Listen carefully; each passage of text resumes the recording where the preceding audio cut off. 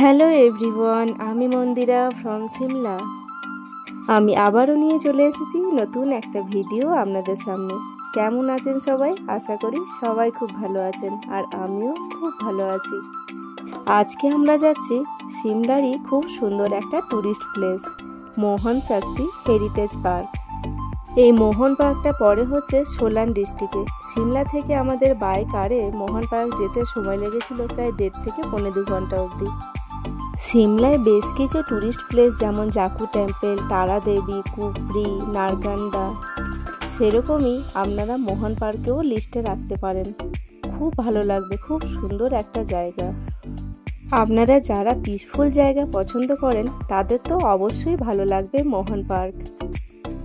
এটা শুনতে পার্ক লাগলেও এটা খুব সুন্দর একটা টেম্পল। গল্প করতে করতে পৌঁছে গেলাম আমাদের গন্তব্যস্থল মোহন শক্তি হেরিটেজ পার্ক।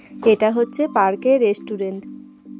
এই রেস্টুরেন্টে আপনারা মোটামুটি সব রকম খাবারই পেয়ে যাবেন, যেমন চা, কফি, রাজমা চাওয়াল, আলুর পরোটা, বার্গার, স্যান্ডউইচ, কোল্ড ড্রিঙ্কস এবং আরও অনেক কিছুই পেয়ে যাবেন এইখানে। চলুন এবার রেস্টুরেন্টের ভেতরে ঢুকি আর কিছু খাওয়া দাওয়া করে নিই। খুব জোর খিদেও পেয়ে গেছে। আর এই হচ্ছে রেস্টুরেন্টের ভেতরটা, খুব সুন্দর, পরিষ্কার পরিচ্ছন্ন। এটা হচ্ছে জায়ের মেয়ে, ঘুরতে এসে খুব আনন্দ, নিজের মনে খেলা করছে। আমরা অর্ডার দিয়েছিলাম পুরি আর সবজি, 4টে করে পুরি, সবজি আর একটু করে স্যালাড আর আচার দিয়েছিল। পার প্লেট 80 টাকা করে নিয়েছিল। খাওয়া দাওয়া সেরে নিয়ে এবার আমরা যাচ্ছি ওয়াশরুমের দিকে। পার্কে ঢোকার আগে একবার ওয়াশরুমটা ঘুরে নেব। পার্কিং এরিয়া আছে, তার অপোজিটেই আছে এই ওয়াশরুম। চলুন ওয়াশরুমের ভেতরটা আপনাদেরকে একবার ঘুরিয়ে দেখিয়ে দিই। এই হচ্ছে ওয়াশরুমের ভেতরটা। দুদিকে গেট আছে, ওয়াশরুম একটাই। খুব সুন্দর, নিট অ্যান্ড ক্লিন এবং অনেকটা বড় এরিয়া নিয়ে এই ওয়াশরুমটা। চারিদিকটা কেমন চকচক করছে দেখেছেন? কোথাও এক টুকরো নোংরা পড়ে নেই। চলুন এবার পার্কের ভেতরে ঢুকবো। ও হ্যাঁ, এই মোহন পার্কে পার্কিং চার্জ ছাড়া আর কোনো এন্ট্রি ফি নেই। চলুন এবার আমরা এন্ট্রি করে গেলাম। আর এই পার্কিং চার্জে এন্ট্রি ফি খুব সামান্য, পার কারে 20 রুপিস। আর আপনাদের সঙ্গে যদি বাস থাকে তাহলে পার বাসে 50 রুপিস। এই মোহন পার্কে চারিদিকে ছোট্ট ছোট্ট জায়গায় জায়গায় বক্স লাগানো আছে, আর এই বক্সের আওয়াজে আপনার মনও মুগ্ধ হয়ে যাবে। খুব সুন্দর পিসফুল একটা জায়গা, খুব সুন্দর একটা ভাইবস, যেটা ভাষায় প্রকাশ একদম করা যাবে না। এটা ফিল করতে হলে আপনাদেরকে আসতে হবে মোহন হেরিটেজ পার্ক। এই মোহন পার্কে অনেকে পিকনিক হিসেবেও ব্যবহার করে। বাড়ি থেকে আপনারা নিজেদের মতন কিছু খাবার বানিয়ে নিয়ে এলেন, আর এখানে বিভিন্ন রকমের জায়গা করা আছে, সেখানে বসে আপনারা কিন্তু খাওয়া দাওয়া, গল্প, আড্ডা দিয়ে পুরো দিনটা খুব সুন্দরভাবে কাটিয়ে নিতে পারেন। এই জায়গাটাকে আমি ক্যামেরায় কত সুন্দরভাবে তুলে ধরতে পারলাম সেটা বলতে পারবো না, তবে হ্যাঁ, এটা আমি বলতেই পারি, এই জায়গাটায় আপনারা যদি একবার আসেন আপনার মন কিন্তু বারবার আসতে ইচ্ছে হবে। আপনারা যারা গরমকালে সিমলাতে ঘুরতে আসছেন আর মোহন পার্ক আপনাদের লিস্টে আছে, আমি বলবো আপনারা একটু হালকা পাতলা ড্রেস পরে আসবেন, নইলে একটু গরম লাগতে পারে। আর তাছাড়া সিমলার ওয়েদার যখন খুশি চেঞ্জ হয়ে যায়। একটু বৃষ্টি হয়ে গেলে সিমলার ওয়েদার পুরো ঠান্ডা হয়ে যায়, তাই সবসময় একটা সোয়েটার সঙ্গে রাখা উচিত। এটা হচ্ছে টেম্পলের অপোজিট সাইডের ভিউ। খুব সুন্দর, একটা নদী মতনও বয়ে যাচ্ছে, চারিদিকটা ভীষণ সুন্দর, খুব সুন্দর হালকা হালকা হাওয়াও বইছে। মন্দিরে দু সাইডে দুটো গার্ডেন করা আছে, সেখানে খুব সুন্দর করে পাথরের কারুকার্য করা আছে। আর এখানে হচ্ছে জুতো ঘর, এখানে আমরা জুতো খুলে নেব, তারপরে মন্দিরে প্রবেশ করব। দেখেছেন কি সুন্দর সুন্দর কারুকার্য, তাই না? আর এই সামনেটায় খাবার জলেরও ব্যবস্থা আছে। এই হচ্ছে জুতো ঘরের ভেতরটা। চলুন এবার মন্দিরের ওপরে উঠি। আর আমি বলছিলাম যে মন্দিরের চারিদিকটায় ছোট্ট ছোট্ট বক্স লাগানো আছে, আর সেখানে খুব সুন্দর মন্ত্রপাঠ হচ্ছে। আর এই মন্ত্রপাঠের আওয়াজটা আপনারা এন্ট্রি গেট থেকে পুরো মন্দিরেই শুনতে পাবেন। এই সিঁড়ি দু সাইডে দুদিকে বিভিন্ন জায়গার পণ্ডিতদের মূর্তি বানানো হয়েছে এবং মূর্তির নিচে সেই জায়গার নামও লেখা আছে। এই মন্দিরের ভেতরে ক্যামেরা একদম অ্যালাউ নেই, তাই আমি আপনাদেরকে বাইরে থেকে মন্দিরটা ঘুরে দেখিয়ে দিচ্ছি। মন্দিরের ওপরটায় আছে বাবা সূর্যদেব। তবে হ্যাঁ, মন্দিরের বাইরেটা যত বেশি সুন্দর, মন্দিরের ভেতরটা তার থেকে আরও বেশি সুন্দর। মন্দিরের ভিতরে একবার প্রবেশ করলে আর বাইরে আসতে ইচ্ছে হবে না, মনে হবে কোনো স্বর্গে পৌঁছে গেছি।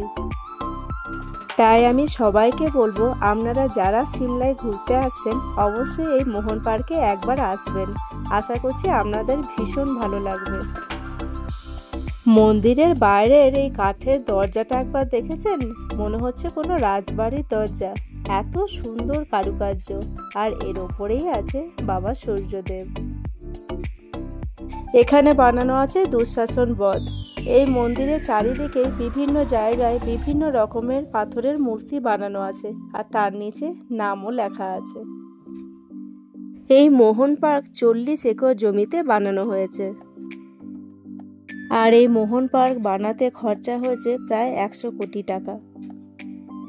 এই পার্কটা বানিয়েছিলেন Indian army retired brigadier Kapil Mohan জিনে, যিনি মোহন মিকেন্সকে কো-ফাউন্ডার অ্যান্ড চেয়ারম্যান। আর এই পার্কের ইনোগ্রেশন করেছেন শ্রী অটল বিহারী বাজপেয়ী 2002-এ। মন্দিরের ওপরটা থেকে চারিদিকে দৃশ্যটা খুব সুন্দর লাগছে। খুব সুন্দর রোদ উঠেছিল আর তার সঙ্গে হালকা হালকা হাওয়াও দিচ্ছিল, ভীষণ সুন্দর লাগছিল। আমরাও এখানে কিছুক্ষণ সময় কাটালাম, খুব ভালো লাগলো। আপনারা যারা মোহন পার্কে ঘুরতে আসছেন, আপনারা মোহন পার্কের জন্য পুরো একটা দিনই রাখবেন। এই মোহন পার্কের সঙ্গে যদি অন্য কোনো ঘোরার জায়গা রাখেন তাহলে আপনাদের মন কিন্তু একদম ভরবে না। এই মোহন পার্কের মেনটেনেন্স খুব সুন্দর, চারিদিকে পরিষ্কার পরিচ্ছন্ন আর ভীষণ সাজানো গোছানো একটা জায়গা। আর এই ওপর দিকে আছে বাবা মহাদেব আর মা পার্বতীর মূর্তি। এখানেও ওপরের দিকে যাওয়া যায়, ওখানে দেখুন লোক রয়েছে, তবে আমরা ওপরের দিকে যাইনি। এই মোহন পার্ক থেকে কিছুটা গিয়ে অশ্বিনী ঘাট বলে একটা জায়গা আছে, ওখানেও গিয়ে আপনারা ঘুরতে পারেন। আমরা এবার নিচে নেমে চলে এলাম, আর এই দিকটাতে আছে ইয়োগশালা। আর এখানে ভান্ডারা খাওয়ানো হয় প্রত্যেক সানডেতে। আপনারা যারা সানডেতে আসছেন এখানে ভান্ডারা খেতে পারবেন। এই যে এটা হচ্ছে ইয়োগশালা, সামনে যে ঘরটা দেখা যাচ্ছে এটা ইয়োগশালা। আর এখানে দেখুন এটা হচ্ছে লাঙ্গারশালা বা ভান্ডারা। এখানে অ্যারো দেওয়া আছে, এই দিকেই রাস্তা আছে। চারিদিকটা এত সুন্দর সাজানো গোছানো, এত সুন্দর মেনটেনেন্স, মনটা সত্যিই খুব ভরে গেল। খুব ভালো লাগলো এই জায়গাটা। আপনাদের এই জায়গাটা কেমন লাগলো অবশ্যই কমেন্ট করে জানাবেন।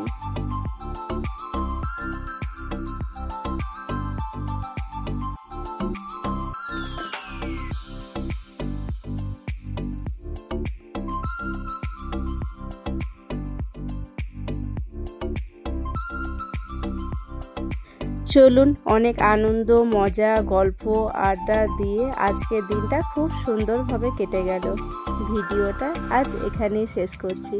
আমার আজকের ভিডিও আপনাদের কেমন লাগলো অবশ্যই কমেন্ট করে জানাবেন। ভালো লাগলে লাইক শেয়ার সাবস্ক্রাইব করে দেবেন। ভিডিওটা আজকের মতন এই পর্যন্ত, দেখা হচ্ছে পরের একটা ভিডিওতে। ততক্ষণের জন্য সবাই ভালো থাকবেন।